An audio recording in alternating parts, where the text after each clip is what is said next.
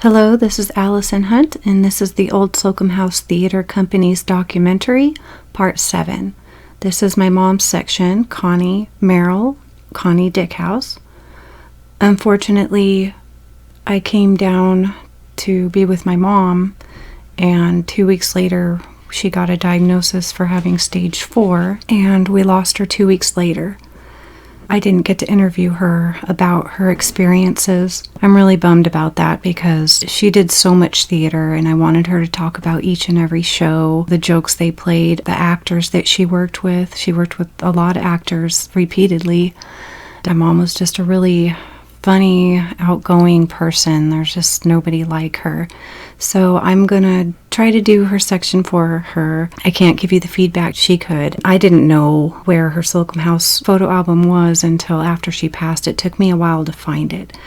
So I'm gonna do this for her, and I hope you're still interested in learning more about the Slocum House because it was such a amazing thing to be a part of, and there were so many amazing people involved. So my mom got involved into Slocum House through her friend Sharon Rollins, who was already doing shows there. The very first show my mom was in was called Two Roses, and Sharon was assistant directing this show, and my mom didn't really audition for it. She just read a piece of the script, not in an audition style, but I think she read it for Sharon or the director, and they said, okay, you got it. So suddenly got this part in Two Roses, and that was her very first debut in acting. I would like to read the names of each actor that was involved in each play.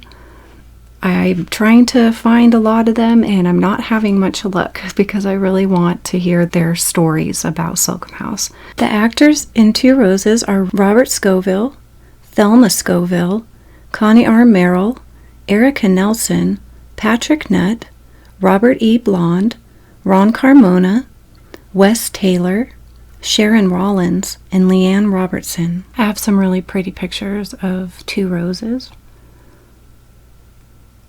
The second show my mom was in was called The Love Chase, and she auditioned for it and wrote, I got it, on the audition flyer, which was nice. The actors in Love Chase are Ken Champagne, Gaithel Ferguson, Ron Carmona, Dale Poff, Sharon Rollins, Connie R. MERRILL, Noelle Evans, Deborah Barnett, Cynthia M. Dominic, and Carolyn L. Carmona.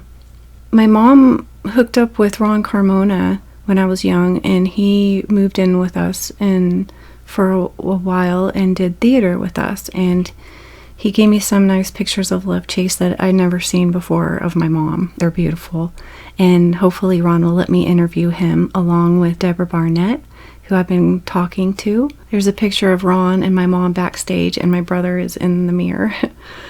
We were pretty young, that's for sure.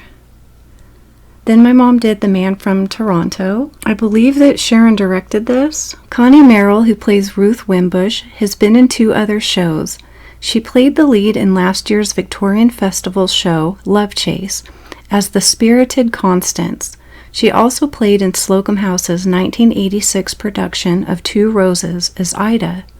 Connie does a great job and admits she has been severely bitten by the acting bug. The actors in Man from Toronto are Ken Geiger, Mary Geiger, Judy Sanchez, Connie R. Hill, Toby Dillinger, Ken Champagne, Gaithel Ferguson, Connie Renee MERRILL, and Lisa Cote. Then she did The Son-in-Law of Empoyer. The actors are Mike Haywood, Robert Monroe, Jeremy Peck, Bob Madsen, Connie R. MERRILL, Gaithel Ferguson, Richard Altenbach, Steve Hansen, F. Dale Poff, and Aura Roline. So my mom had a picture that I remember since forever, and she put it in a round little frame, and that was in our living room for my entire growing up, and I found it way later, and I was excited. I'm like, oh yeah. So I took it out and I scanned it, and it's a scene from where I think a guy's proposing to her and Mike Haywood standing behind her. So I was really excited when that showed up. Then she had her first assistant directing debut with Mrs. Warren's Profession. and that was directed by Mike Haywood. And the last thing I just found was a beautiful picture of my mom and Mike that was scrambled in her stuff. I just found it, and I'm like, awesome. Sharon won Best Actress for Mrs. Warren's Profession. The actors are Sharon Casey Rollins, Stephanie Parker, Richard Altenbach, F. Dale Poff, Bob Madsen, and Robert Scoville.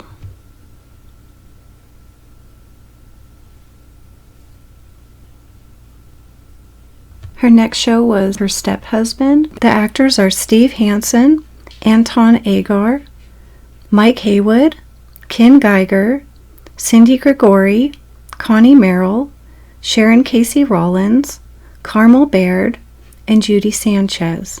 And for the 1988 Victorian Festival, my mom had her first directing debut as she directed Cast. Some of the actors in Cast are Richard Wolfe, George D. Alroy, Ken Fox, Deborah Barnett, Gaithel Ferguson, Richard Altenbach, and Tim Baker, which is my brother Tim.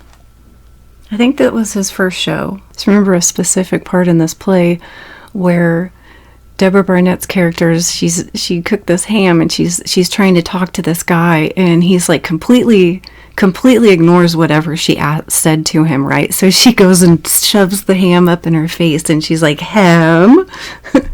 Then she did Esther Short, which was directed and written by Hermine Decker. This was Hermine's third performance of Esther Short, and this was the last performance of Esther Short.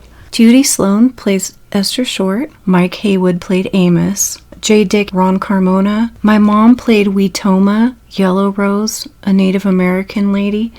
And that's the best part. So she decides she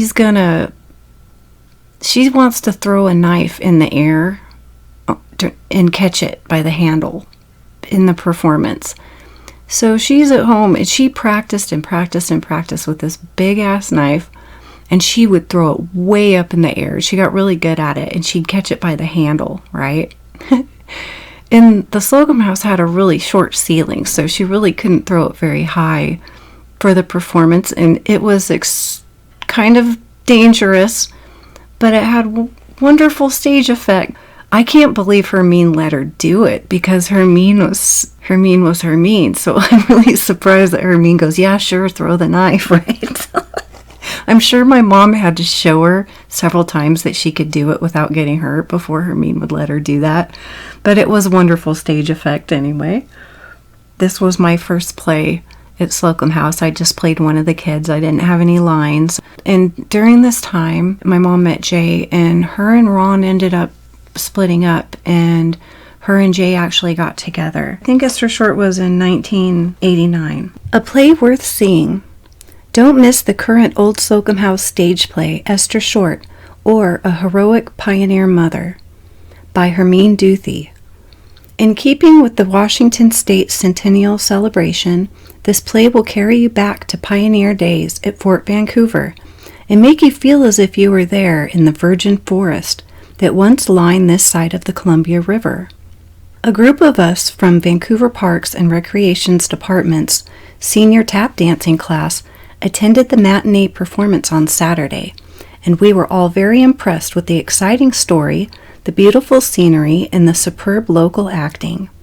As a citizen of Vancouver, I feel that this excellent play adds to our understanding of pioneer life and trials in this area and brings our famous Esther Short to life. Anyone who doesn't get to see it will be missing a valuable event in the celebration of our centennial. Then she directed The Wife Who Was Kidnapped. The actors are Mike Haywood, Sharon Casey Rollins, Deborah Barnett, Greg Titsworth, Gwendolyn Sayers, Judy Sanchez, J. Dickhouse, and I played the daughter. I don't have the flyer, so I don't remember the name. And I can't remember who played the other boy that was my brother.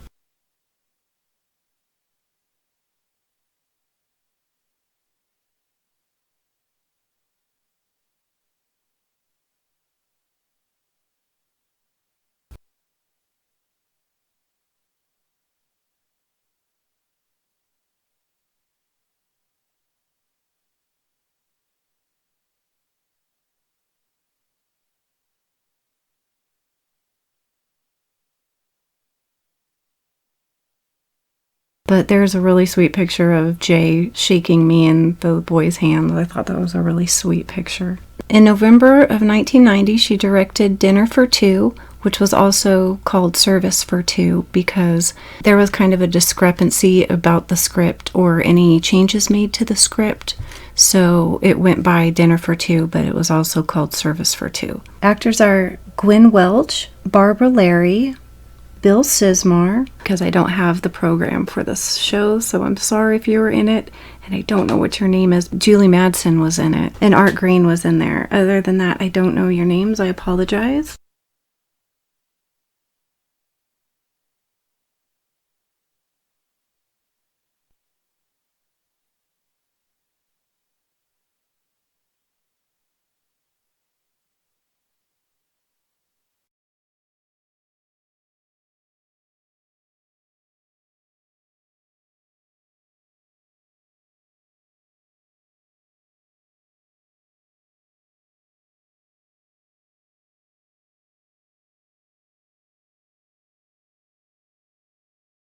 I was a kid. I wasn't allowed to drink, but I enjoyed the cast parties. And there's this hilarious picture of Bill. And I don't know who this lady's name is, but this is classic. My mom and Jay married at the Slocum house on the stage. Then they had a remodel of Slocum house. And I can't find the article right now, so I'm just going to wait and read that later. Then she did a show called The Passerby. And I have absolutely no memory of this show. And I have no idea what it was about.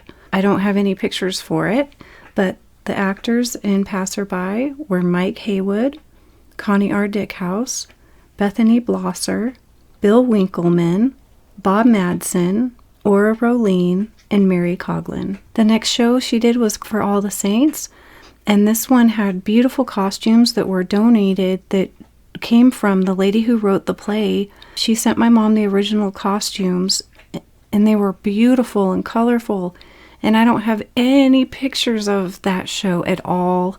I asked Bill, and he said he doesn't. Sharon doesn't have any pictures of the show. They were so colorful and just gorgeous. The lady really liked the play. She came and saw it and wrote my mom a letter telling her thank you for it and how proud and happy she was about it. Then the next one that she did was Arsenic and Old Lace, which was one of the best shows that my mom ever directed. It sold out. It was hilarious. They had a extremely great crew. We had Julie Madsen, Sharon Rollins, Kobe Sutherland, Michael St. James, Julie Madsen, D.W. Andrew, David Gray, and George Kostick. D.W. Andrew was nominated for his role as Teddy, and he didn't win it. And that was a really big bummer because I thought he was the best part of the show, but they had a really great cast. This was a fantastic, fantastic show. One of the best. And she got a letter from the board of directors at Slocum House. Dear Connie and members of the cast of Arsenic and Old Lace, the board members of the Old Slocum House Theater extend to you a very sincere thank you for the time and enthusiasm you have put into this production. I attended the play and enjoyed every minute, as did all the others in the full house. Congratulations. Thank you, Ruby Lloyd. So that was pretty special. I think Arsenic got nominated for 4 awards, but they didn't win any, which is a shame. But back then, Slocum House hardly ever won anything. We'd get nominated for things, but it always kind of leaned more Blue Parrot Theater. Tend to win most of the awards, and it kind of stayed that way for the majority of my mom's time there. Then my mom did a show at Blue Parrot. This is a Slocum House documentary, but I'm going to read it because my mom just passed, and Greg Perot left, Kurt Aristad, center, and Michael St. James exchanged views in early one evening at the Rainbow Bar and Grill from the Blue Parrot Theater Company. Rainbow Bar opens tonight. Camus. Another comedy hits the stage as Blue Parrot Theater opens a 3-weekend run of Bruce Graham's Early One Evening at the Rainbow Bar and Grill. Rainbow joins The Foreigner at Clark College and The Merry Wives of Windsor at Washington State School for the Blind as comedies on Clark County stages. In Rainbow, Leslie Warner directs a cast that includes Kurt Aristad as Shep, a bartender, Liz Wesby as Virginia, a physical education teacher, Michael St. James as Bullard, an aluminum siding salesman, Greg Perot as Roy, a mechanic, Connie Dickhouse as Shirley, a waitress, Barbara Campbell as Willie, a part-time Sunday school teacher, and D. Michael Haywood as Joe, a mysterious stranger. Haywood returns to theater after an 8-month hiatus. The story takes place early one evening at the Rainbow, a small bar and grill in a backwater town. Something strange has happened, and it looks like it may be the end of the world. As bar patrons exchange on the events of the day, a mysterious but good-humored stranger appears and makes an unusual offer to Shep and Virginia. Stop by at the Rainbow for lots of laughs. Laughs flow like tap beer at the Rainbow Bar and Grill. Bruce Graham has written a funny script, and the Blue Parrot Theater Company kept an opening night audience howling in its production of Early One Evening at the Rainbow Bar and Grill. There's a lot to explain, but let's try to be brief. Shep is the bartender at the Rainbow, a small bar in a backwater town. He's finally been successful in getting his novel published, but just as an $8,700 advance check arrives from the publishing company, something goes wrong. Nobody is sure exactly what happened. Is it Russians, Chinese, Arabs? But it appears to be the end of the world. Most people desert, but Shep decides to stay and keep the bar open. A string of characters enter, including town mechanic Roy, rifle-toting Willie, aluminum salesman Bullard, waitress Shirley, health and physical education teacher Virginia, and a stranger Joe who appears to be God.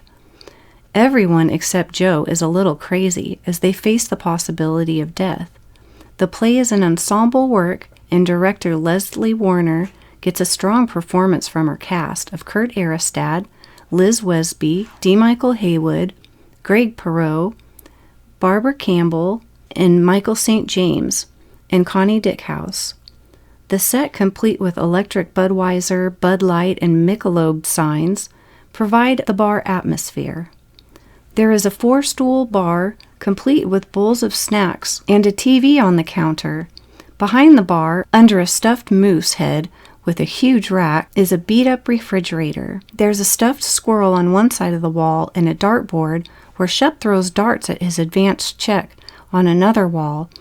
And there's another jukebox with a variety of music, including polka, Ben Crosby's White Christmas, and Nat King Cole's Pretend. The next one she did was Crooked Money, directed by Art Green, who's a very good friend of ours. The players are Mike Haywood, Don Weed, Flint Kravitz, Greg Perot, Steve Swenson, Art Green, Sharon Rollins, Connie Dickhouse, and Laura Castle. The Old Slocum House Theater Company offers a mix of comedy and drama in its stage production of Crooked Money. The play, directed by Art Green, opens Thursday at Slocum House and continues Thursday, Friday, and Saturday through November 20th. Crooked Money is a story of generosity, eventual reparation, and the desire on the part of the characters to make good for long sufferings and poverty brought about earlier in the story. Set in a small American town in the 1920s, the 3-act production stars Flint Kravitz as Clyde Billings Jr. and Laura Castle as Betty. The play also features Don Weed as Ulysses, D. Michael Haywood as Bubbles, Craig Perot as Wallace, Connie Dickhouse as Elizabeth, Steve Swenson as Warren, and Art Green as Clyde Billings Sr. Sharon Rollins is double cast as Sarah and Mary. So in this play, there is money hidden in the walls of the house, and Sharon played twins. She played a good twin and an evil twin, and she just loved it. This is the first time that Laura Castle is introduced, and Laura Castle was my mom's favorite actors to have in her shows. Same as Mike and Sharon and stuff and Art. Art Green is no longer with us, but I wanted to read this. Connie, I want to thank you for being my assistant director for this show, and also the great job you did with the role of Elizabeth. You have a lot of talent, plus you are a fine actress. It has been a long haul, but I think the show came off pretty well for being my first time, and you helped make it all possible. It has been my pleasure to have you in this cast. I hope we can do another show in the future. Once again, my sincere thanks. Art Green. The next play my mom did was Harvey, which was also one of her very best shows that she did. I don't have the program for this show. Mike Haywood, Laura Castle, Tony Coughlin, Angie Brown, and then that's me, Allison. I look really angry. I was a moody teenager, so the guy behind me, no reason why I look mad. That's Don Weed, the sweetest guy. He was a really good artist, and I think that he was also a clown. Don't know if he was a professor, but he was a really smart man, so I'm not mad because of him. He's just a big sweetheart. We got Pat Rohrbach in front, and Kurt Aristad and Art Green. Harvey won Best Comedy that year, so yay! I don't know if Kurt Aristad won for it, but he was probably nominated. I've had a hard time getting a hold of him. Then my mom did a show called The Father. We got Don Weed, Gareth Davis, Art Green, Connie Dickhouse, Sharon Casey Rollins, Gareth Davis, Marie Carrillo. That's all I can see from this picture.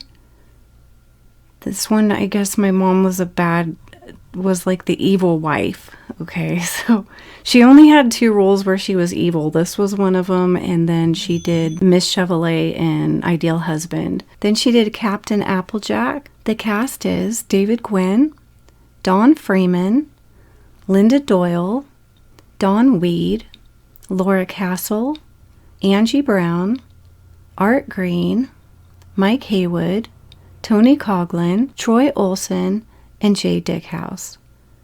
This is something about a guy has this dream about being a pirate and stuff. I don't really remember it well. Hopefully Laura will tell us some more information about it.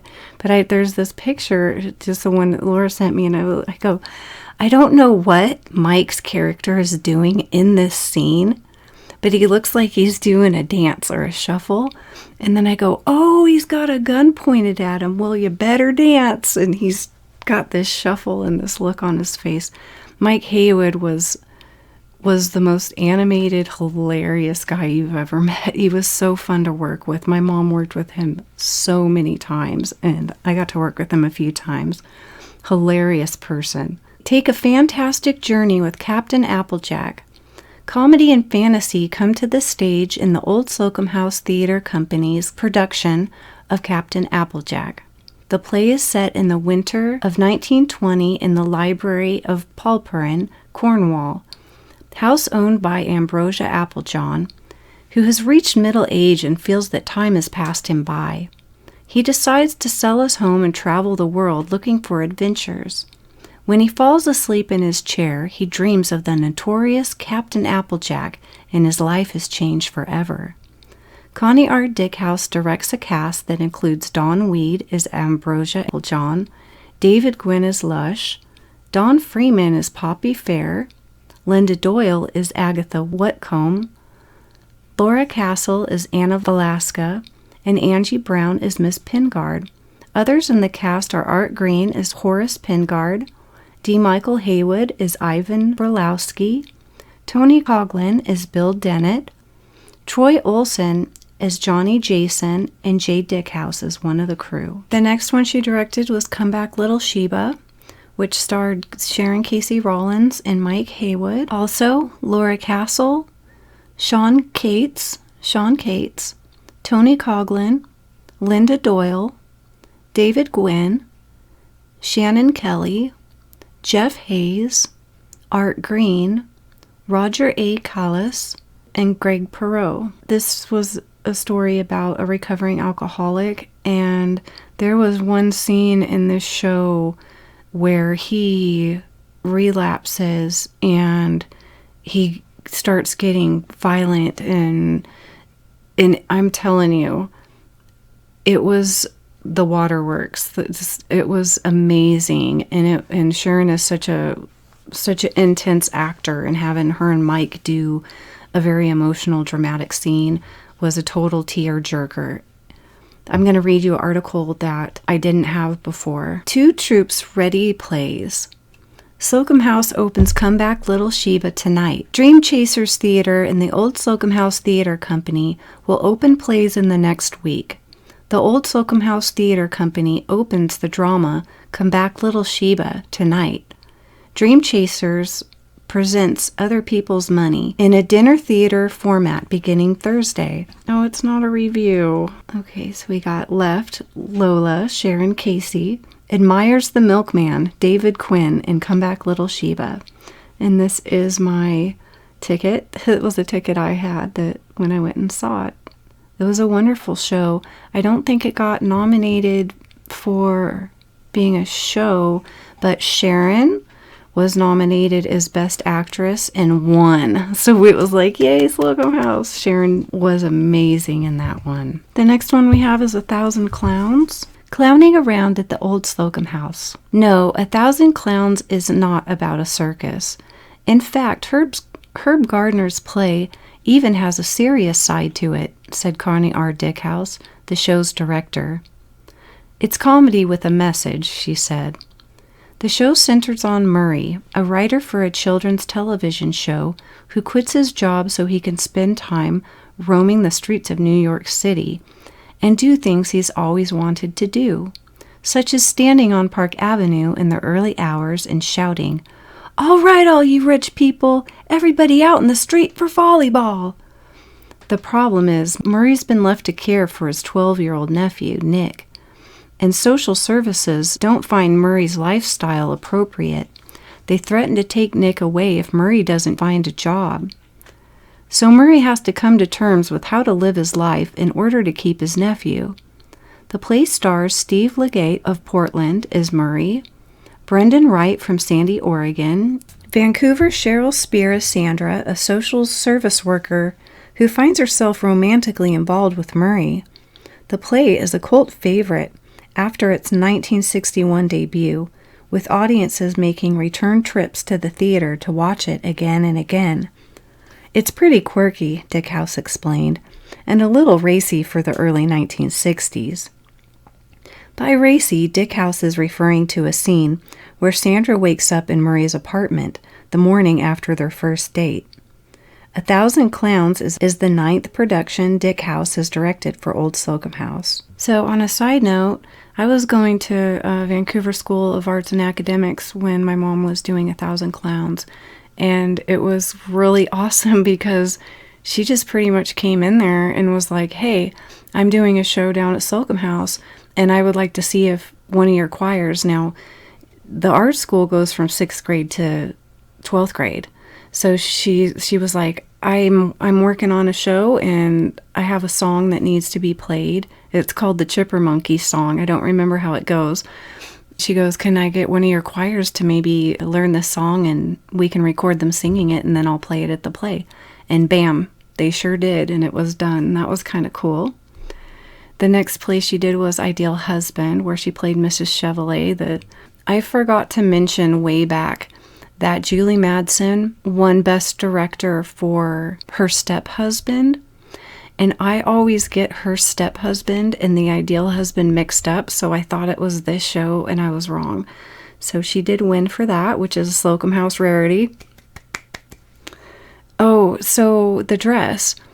So my mom had a really unique dress. I'll just say it was unique. Later on, when I started doing this documentary, I went online and I found this beautiful website, which I will refer to you later to look at so I found a picture way after my mom stopped doing theater. Found this picture of this woman wearing the same dress years later. And I'm like, hey, my mom wore that same dress. And I posted it. And Tony Bump says, "Oh, yeah." He says that was made for Dracula. That dress was made for Dracula in 1981. And also, there's a brown dress my mom wore in Man from Toronto. And Tony's like, "Man, that dress got around. We used that dress in Portland. We used it. That dress has been worn so many times." And one of the coolest things about Slocum House, honestly, is that they had a collection of the most beautiful costumes and the most oldest dresses. When Slocum House discontinued to be a theater because the rent increase was too much and they were remodeling the park and changed it, it was way busier later. Luckily, guess what Slocum House did with her costumes? The best thing they could have possibly done with it. They gave everything to the Vancouver School of Arts and Academics for all of those kids from 6 to 12 to use, because they were always going to be doing shows. And I just about cry a tear about that, because it went exactly where it should be in theater.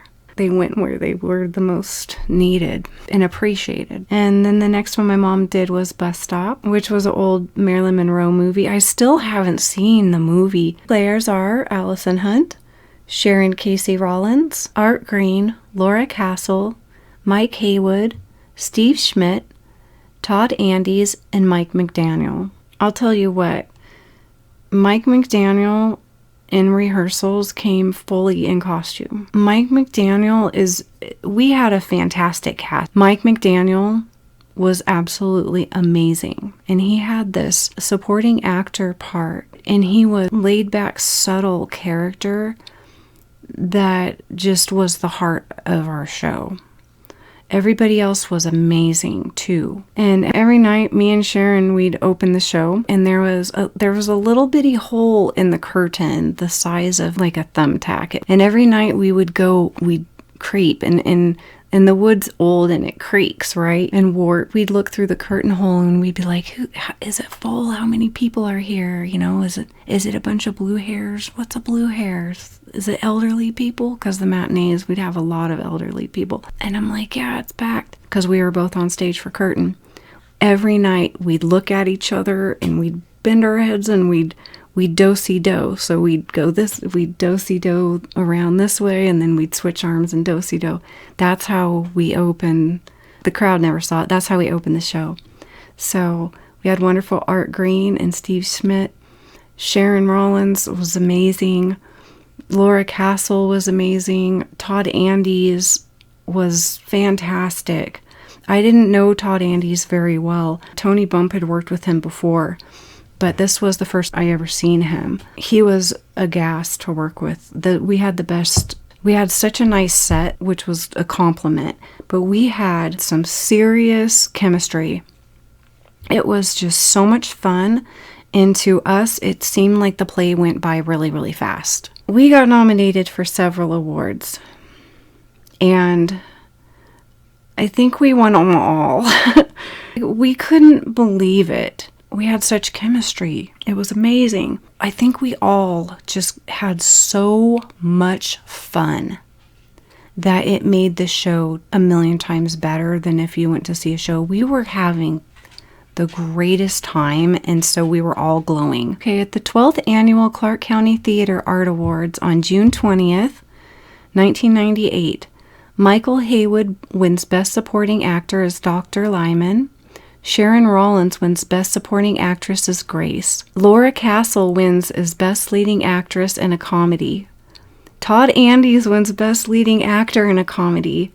And Best Comedy goes to Bus Stop. And we had a nomination for set design that we didn't win, but we were pretty much crying. It almost makes me want to cry now, because once in a lifetime.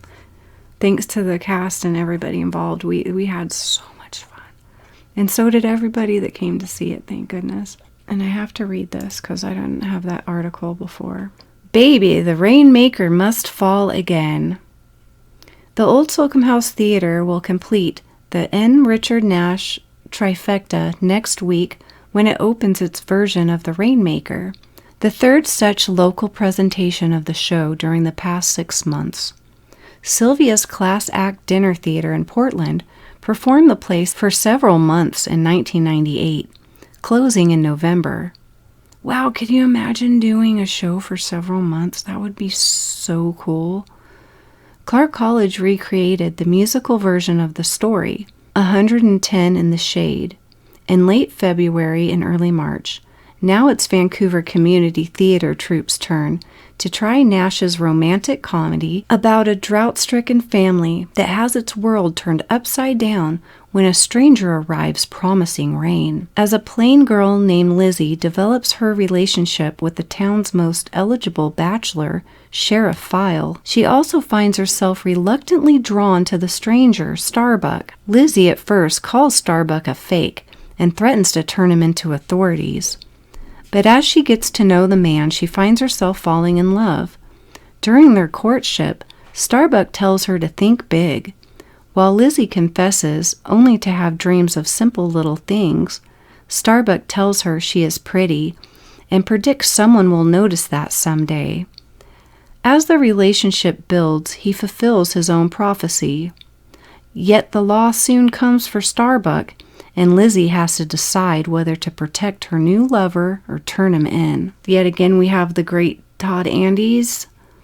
Sadly, he passed away and he's no longer with us, but it was really good to know him in the short time that I got to know him, and my mom loved him very dearly. Also in the cast, Jeff Hayes, Mike Haywood, Laura Castle, Art Green, Steve Schmidt, Leah Doss, and the last, almost second to last play that my mom did was Divorce Me, Darling. Misadventures in Marriage. From left, Peggy Gleason, Bill Spencer, Mike Gallagher, Laura Dudley, and Jessica Clare star in the comedy Divorce Me, Darling. I do believe that Art Green directed this. A Lawyer in Love deals with a roving hubby in Slocum House comedy Divorce Me, Darling. With experience as an actor, stagehand, and director in 26 theatrical productions, 26, my favorite number, theatrical productions, 26. You go, Art. Art Green has a pretty good sense for what Clark County audiences want to see on stage. For a show to be successful here, it has to be one of three things, Green said. A good comedy, a good mystery, or a good musical. What up, Tony Bump? In directing his third show, Art Green selected a comedy to wrap up the 1998 season for the Old Slocum House Theatre Company. Vancouver audiences don't go for something too heavy, Green said. And his choice of the two-act play written by Alex Gottlieb is anything but weighty. The plot centers on Amelia Conway, a successful San Francisco divorce lawyer. Conway has been married for 15 years to devoted and thoughtful construction engineer Jonathan Bentley. Or so she thought. Never forgetting a birthday or anniversary and constantly giving gifts and flowers helped Bentley create the illusion of wedded bliss, and Conway never considered her marriage might be endangered. Oversexed blonde secretary asked Conway to represent her in a marriage annulment so that she can marry her married boss. The philandering husband's secret is out. With a script full of laughs to keep the dialogue light and breezy, Conway must choose between sending her husband packing or trying to salvage the marriage. The cast is led by Laura Dudley as Amelia, portraying her husband as Steve Schmidt, while the ditzy secretary, Tina, is played by Peggy Gleason. Other cast members include Connie DICKHOUS, Bill Spencer, Jessica Clare, and Mike Gallagher. This show has a lot of lines, but even during the serious parts, it doesn't drag, Green said. Then there was one more I found, so I had to ask Tony Coughlin about this. So they came out, it was called The Three Rings of Death, and it was supposed to be a murder mystery, and it was supposed to be interactive with the audience, so the audience would actually be able to ask the characters questions to try to figure out who was the murderer. So they could actually ask the players different questions, which was really interesting. I never knew anything about this, but my mom was involved in it. And they were supposed to do this for the Legion that was across the street from Slocum House. And then there was a ballot where people would write down who they think it was. So I thought that was really interesting. I didn't even hear nothing about that. So I did want to mention that my mom did remarry a third time, and she moved to the desert, and she just kind of got used to a quiet life, and she had opportunities to do theater down there, and she just decided she did a lot at Slocum House, and that was kind of her grand finale. So thank you for listening to this. I'm just trying to fill a spot in Vancouver's history about the Slocum House and the old Slocum House Theater, and give you some insight about my mom's involvement. And I'm really sorry I just missed being able to interview her. But thank you for listening to all of this. I really appreciate it. I wanted to say I'm going to love her forever and miss her, and she's going to leave a hole in a lot of people's hearts.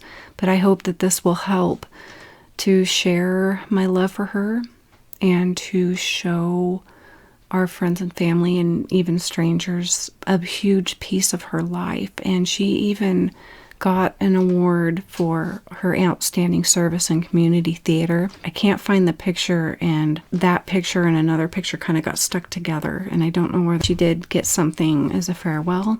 And there's just never been anyone like her, and I thank her for what she did for community theater. My plan is I'm going to gather these documents and I'm going to put them together and print them out in color. I'm going to bring a set to the Vancouver Historical Society. I will probably bring one to Slocum House, whoever's living there. Somebody bought it. They were doing tours and weddings and events, but now when I tried to schedule a tour, they weren't doing it. So somebody might have privatized the house.